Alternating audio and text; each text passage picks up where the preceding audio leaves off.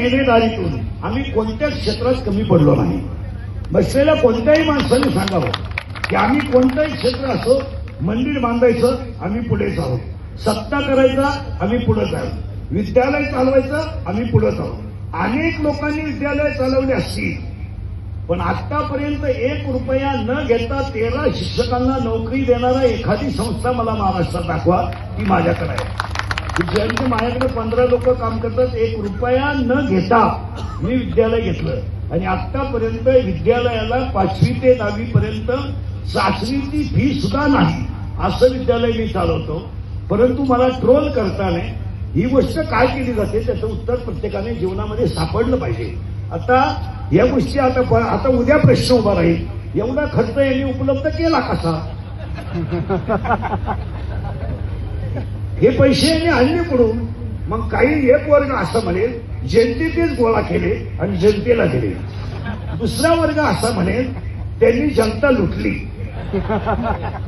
तिसरा वर्ग असं म्हणेल त्याला सगळ्यांचं समर्पक उत्तर आहे माझ्यावर प्रेम करणारी जेवढी भक्त मंडळी आहे त्या भक्त मंडळीने 90% लग्नाचा खर्च स्वतः केलेला, स्वतः केलेला. प्रदेश प्रॉपर्टी असेल, कातोरे साहेब असतील, आमचे सगळे मित्रपरिवार असेल, तुम्ही बँडवाल्याला विचारा, मंडपावाल्याला विचारा, आचार्याला विचारा, आतापर्यंत माझ्याशी 26 वर्षात एकाही बँडवाल्याने आचार्याने व्यवहार केला नाही.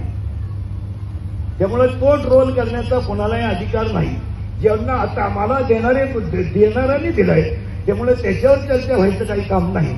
आता फक्त मी तुम्हाला एवढंच सांगेन की ते ट्रोल करा काय, हा त्याच्या बौद्धिक पातळीचा प्रश्न आहे. मी किती सांगितलं तरी 1.5 लाख रुपये जरी घेऊन सोन्याची नळी आणली तर कुत्र्याचं शेपूट सरळ होत नाही. म्हणजे सोन्याच्या नळीत जरी घातलं तरी त्याच्यामध्ये ते होणार नाही. त्याला एक शब्द सांगतो बाबा, सांगू का? सांगू का?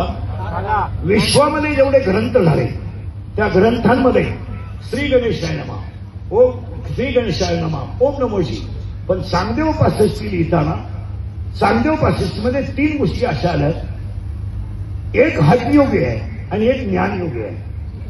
चांगदेव महाराज हठयोगी आहे आणि ज्ञानेश्वर महाराज ज्ञानयोगी आहे.